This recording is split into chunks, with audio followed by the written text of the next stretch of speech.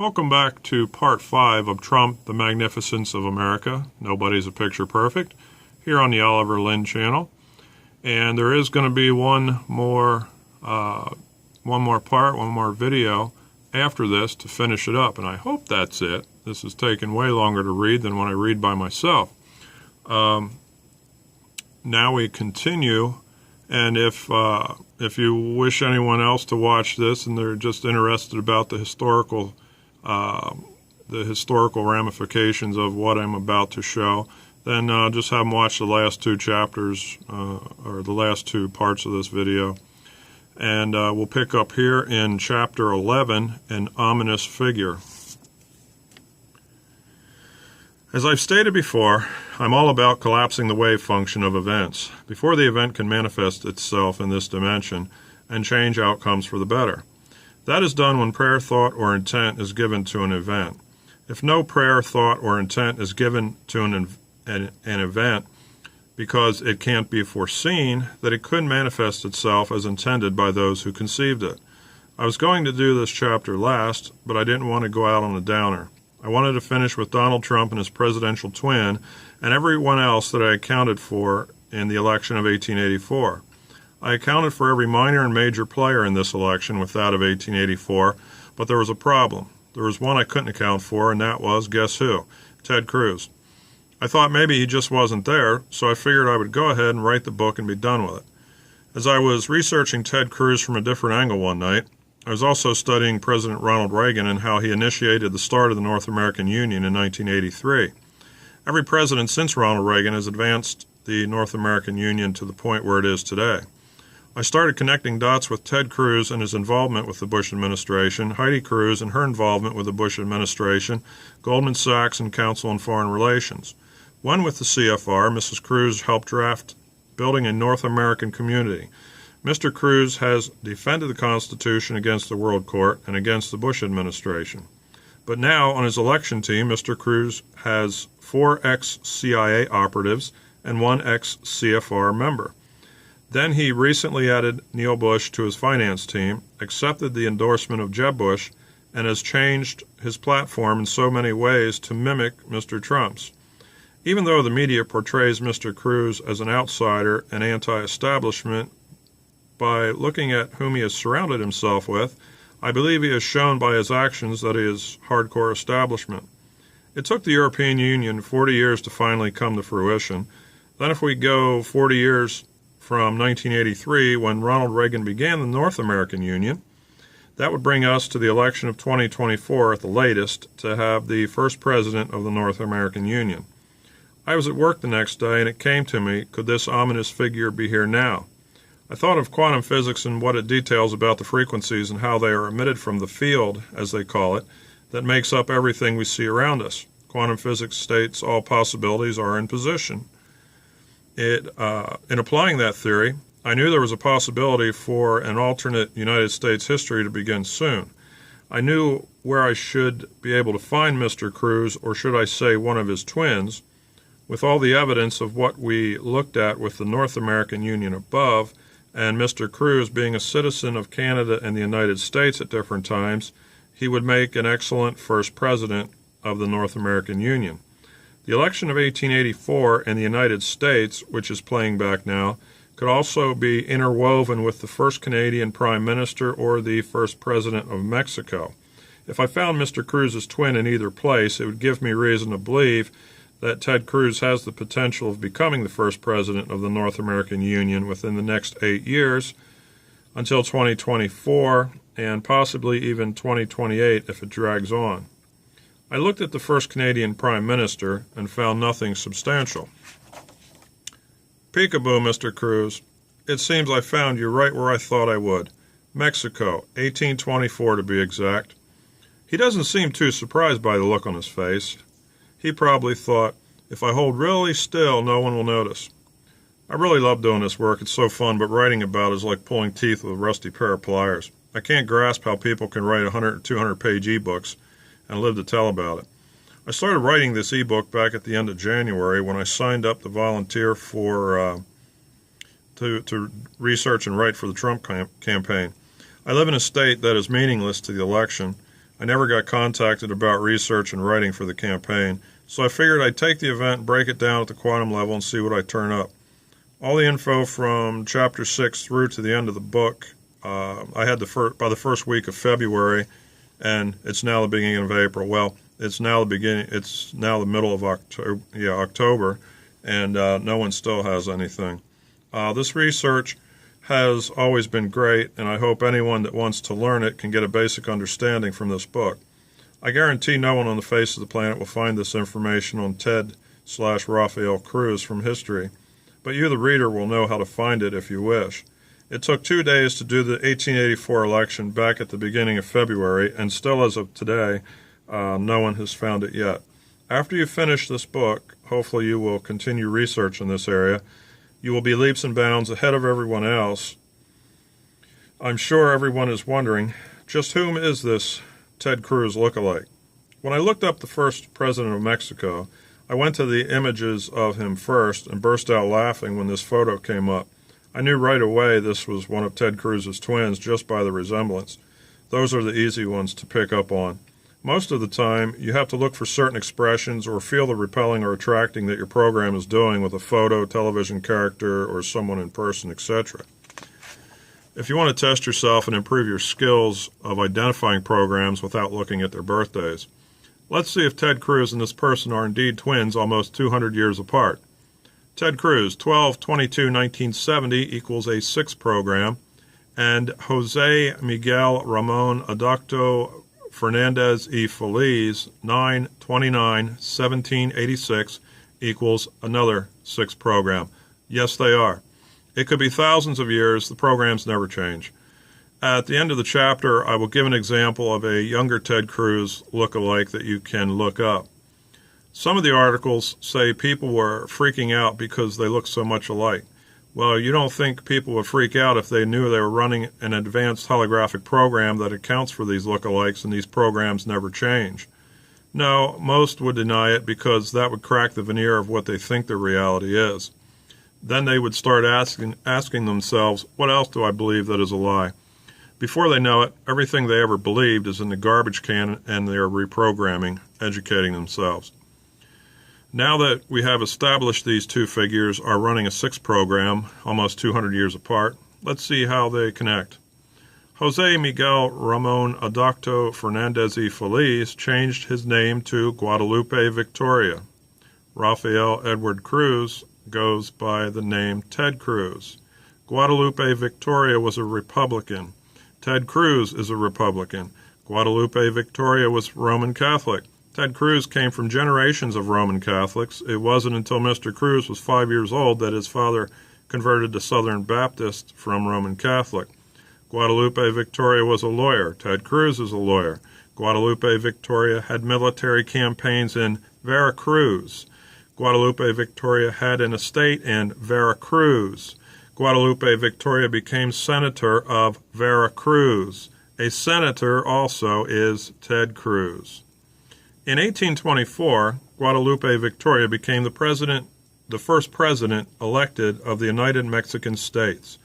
One of the memorable international accomplishments of Guadalupe Victoria was his support of the Pan-American Union, as proposed by Simon Bolivar. Will Ted Cruz become the first president of the North American Union? 1824 and 2024 is 200 years apart. What a perfect number, 200. Also remember, the European Union took 40 years until it was up and running. President Reagan started the North American Union in 1983, so 2024 will give us about the same time span. Victoria County, Texas, and the city of Victoria in that same county of Texas were named after Guadalupe Victoria. The Guadalupe River, which runs 230 miles through Texas, was named for Guadalupe Victoria. Mr. Ted Cruz is a senator from Texas residing in Houston, 126 miles from Victoria. That's really not much on those two figures, but it is enough to keep an eye on Ted Cruz with until 2028. With the varying videos that are coming out from conservative sources in relation to Mr. Cruz and him possibly being the first North American Union president, that would throw a red flag as to something is trying to return from past history that will show a future history. This indicates that it's time to start searching the way I showed you if you're interested in doing so. By putting this information out there along with the videos of Mr. Cruz and him being a possible first North American Union president that others are doing, we are trying to collapse the wave function of this event and keep it from occurring. So hopefully it won't happen. It was enough seeing one of Mr. Cruz's, quote, twins sitting there as the first Mexican president to know this was a real possibility of playing out. Also, Guadalupe Victoria disappeared for 3 years and lived in the jungle to avoid capture by the Loyalists. He then returned and ascended to the presidency. Don't be surprised to see Mr. Cruz disappear from the political landscape for some reason and then return. Do I think it will happen that Mr. Cruz would destroy America that way after he defends issues from a constitutional basis? On his own accord, I don't think so. However, when he surrounds himself with ex-CIA, ex-CFR, Goldman Sachs, and a family that admittedly vacations with the bin Ladens, any day could get really strange. The next sentence should be read in your best Godfather Mafia voice. Hey, Ted, we need a favor. As we move along, next we will look at the sex scandal involving Mr. Cruz. I recently saw a poll where over 70% of the respondents that voted said they believe he committed adultery on his wife. It seems the scandal has disappeared for now. If there was a scandal like that against Donald Trump, it would never go away. Has it disappeared for good, or will it return? If it never returns, it is to keep him viable for the North American Union presidency. It took Mr. Cruz almost 2 weeks following the adultery allegation to come out and say, I have been faithful to my wife. He never filed or threatened to file a lawsuit against the National Enquirer. As usual, he blames Donald Trump, and then Mr. Trump gets hammered for it. How about the $500,000 paid to Carly Fiorina's super PAC? Here's what I know. Ted Cruz, 12/22/1970, is a 6 program. Heidi Cruz, his wife, 8/7/1972, is a 7 program. Ouch. A 6 and 7 program together. Those programs are least compatibles and just grind on each other. It does not surprise me that the police report stated that Heidi Cruz was found with her head in her hands, sitting 10 feet from the highway in the grass one night. The officer thought she was a danger to herself. That 7 program that Heidi Cruz is running experiences very highs and very lows when it comes to emotional stability. That's exactly how our oldest daughter is, and she's a 7 program also. It takes something to initiate that very low, but when they go low, they usually go really low. Our oldest son, who is also a 7 program like Mrs. Cruz, married a girl that was running a 6 program like Mr. Cruz. Their marriage was constant disagreements like a 6 and 7 should have. After 3 years, my son's wife, who is that 6 program, the same as Mr. Cruz is running, committed adultery on our son. I know it is built into our programs that there comes a time when we no longer have pleasure in the days. Most call it a midlife crisis because they don't understand what it really is. It usually occurs between 40 and 50 years old. Mr. Cruz is 45 years old. Usually, no matter how well hidden these transgressions are, they usually over time come to light. Let's see if it does in this case, or if indeed he has been faithful. At least Mr. Trump didn't try to hide it. Well, let's end this chapter on a better note. Many articles have been calling Grayson Allen, Graysonallen, a Ted Cruz doppelganger, twin, etc. Why do they say that? Grayson Allen, 10/8/1995, equals a 6 program. Mr. Allen, who plays college basketball for Duke, is running the same 6 advanced holographic program that Mr. Cruz is.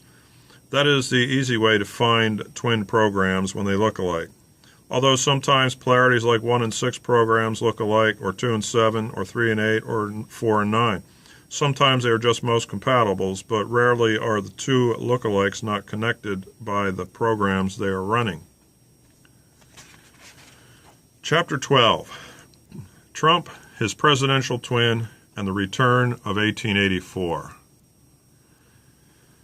The statement, history repeats itself, is so true. It is normally only noticed when a blatantly obvious event occurs. History is always repeating itself. There is no infinite amount of players or outcomes that occur. There's absolute similarities to past events, absolute polarities or opposites to past events. The exact same advanced holographic programs or their polarities will appear when an event today replays from a long-forgotten era. Hopefully, by the end of this chapter, you will understand how to find these most incredible events and watch history play out before your eyes.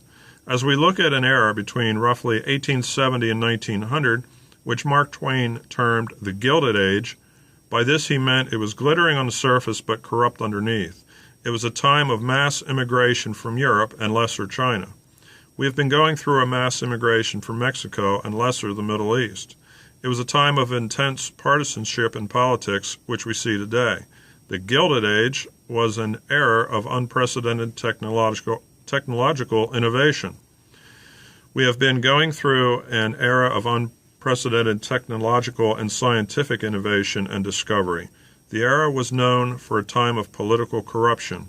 The political corruption today looks like the Gilded Age on steroids.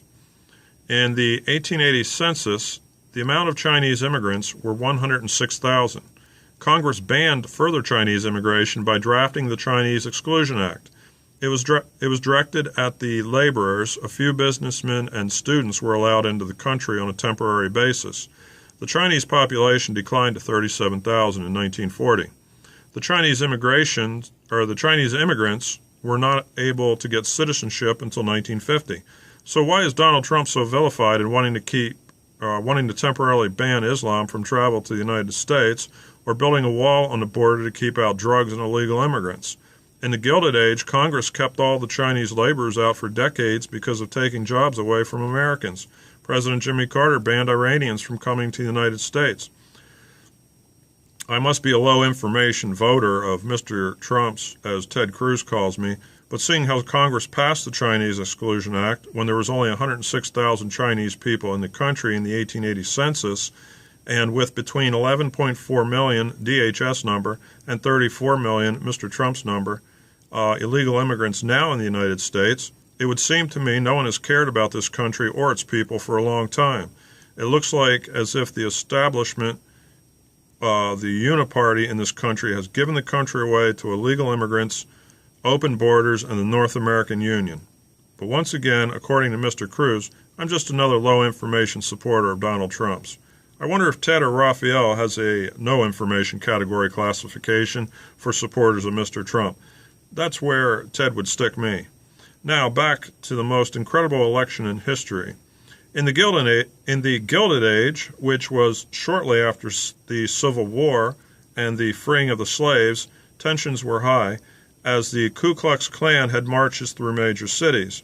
When I continue to see either Ku Klux Klan endorsements for Donald Trump or Hillary Clinton, and I see how many times protesters are taken from Donald Trump rallies with Ku Klux Klan hoods on, even something like that is showing me there's another time in history playing back right now, and it is the Gilded Age.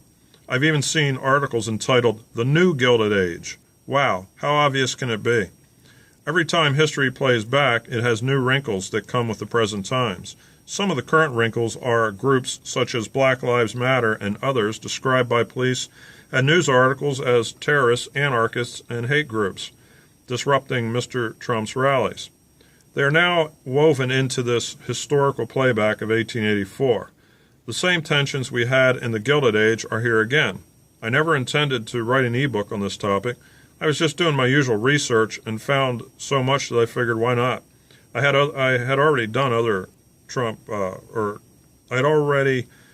research for the Trump campaign, but they never contacted me. One night, just to satisfy my own curiosity, I looked up all 52 presidents, 8 presidents under the Articles of Confederation and 44 under the Constitution. I wanted to see if there was a president prior to Donald Trump that ran a 4 program. By rights, there should have been 5 or 6, because there are only 9 programs available. I was hoping to find at least one, because I knew how hard it would be to elect a president running a 4 program. They just turn off so many programs. The frequency bias is incredible. I only found one. There were 2 vice presidents that took over after the president died in office. They were John Tyler and Andrew Johnson, if you wish to study them.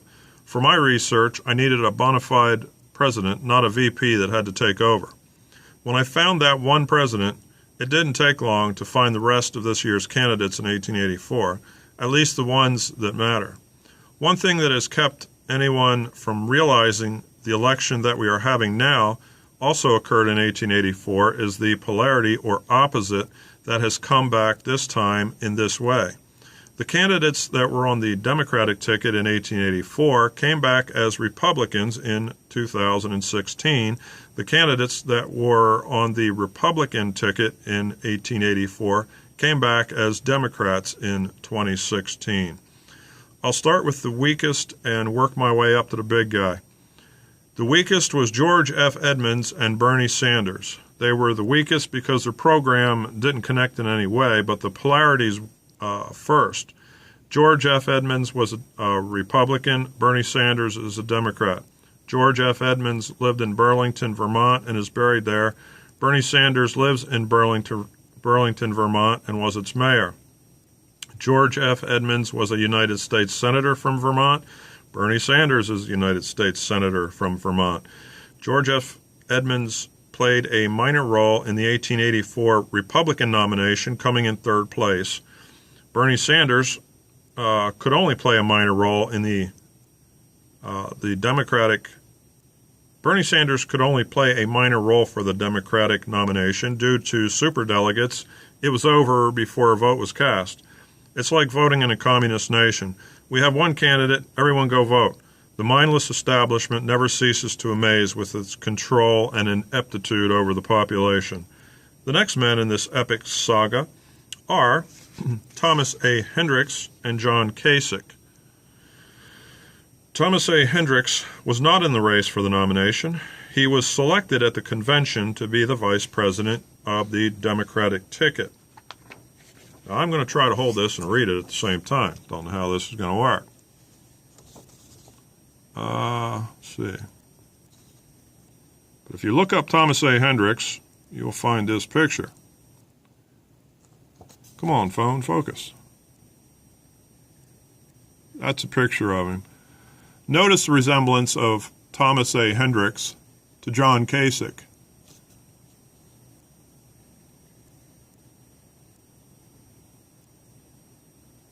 That is a little blurry, unless my eyes are blurry. Let's see if I hold it back here once. That's better.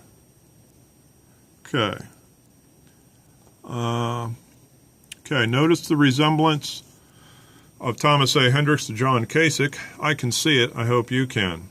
I saw the picture of Thomas A. Hendricks before I found his birth date and knew he was Mr. Kasich's twin back from 1884.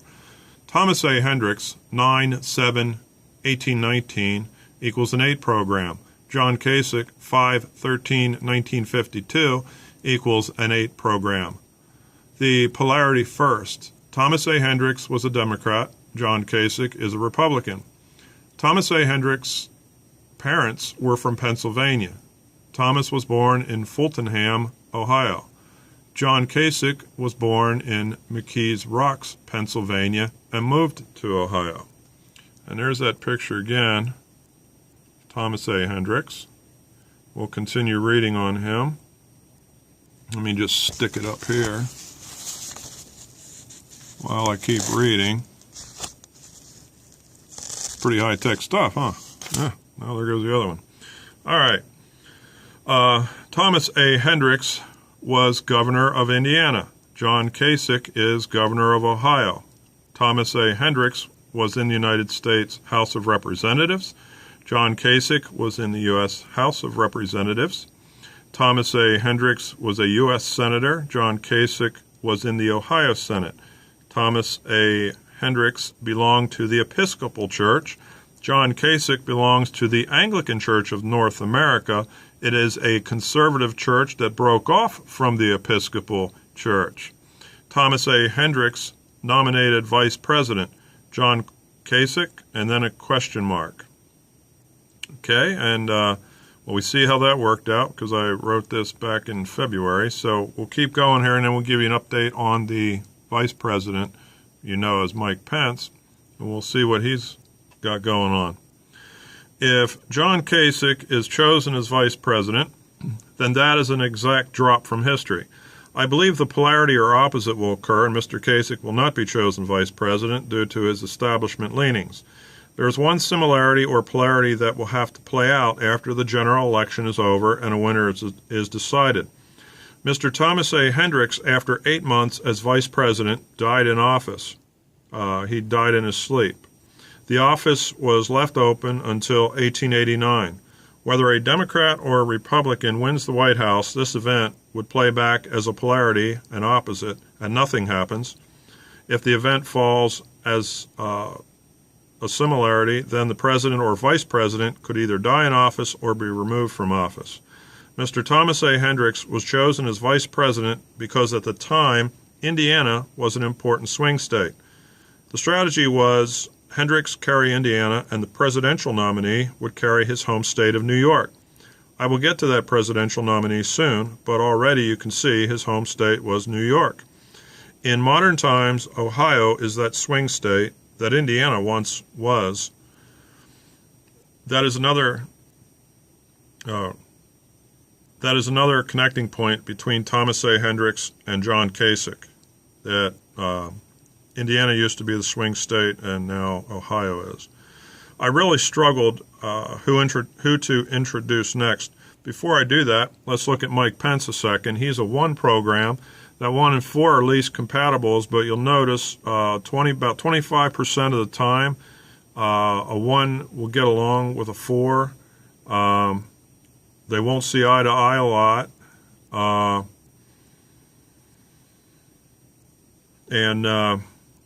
The one thing you do notice about Mike Pence, he is the sitting governor of where?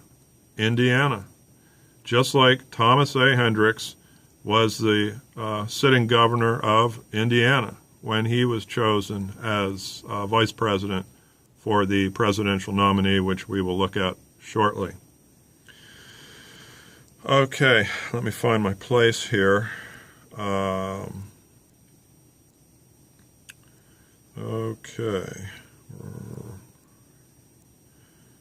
Okay, I really struggled who to introduce next. I decided to go with the Republican opponent and introduce the President and First Lady together last. I will hide the President for this last character introduction and evaluation. If you know history well enough, you will know who the President is already before I get there. If you don't know, that's okay. Just wait and let the suspense build. When I first discovered the incredible similar twins of Melania and Donald Trump, I knew to look for the polarity or opposite of Hillary Clinton. The Republican nominee for president in 1884 was James G. Blaine. 1/31/1830 equals an 8 program. Mr. Blaine is running an 8 program. The polarity is a 3 program. Hillary Clinton, 10/26/1947, is that 3 program. I'm sure many people are laughing at this point. This is actually another way history is cloaked, so it is not easily recognizable and seen as playing over and over and over and over and over again. This is another reason no one has found it yet. I look at it as abstract thinking versus linear thinking. If a person can think both ways, they have a big advantage over someone that possesses either one or the other. We have 2 polarities. Well, we're going to have to stop this video right here before we get further into James G. Blaine and Hillary Clinton, because my phone's about ready to stop at 33 minutes. And we'll be right back. And this thing might go 7 videos. So hang on a moment. Chapter 6 will be coming up. Part 6 will be coming up in a second. Thank you.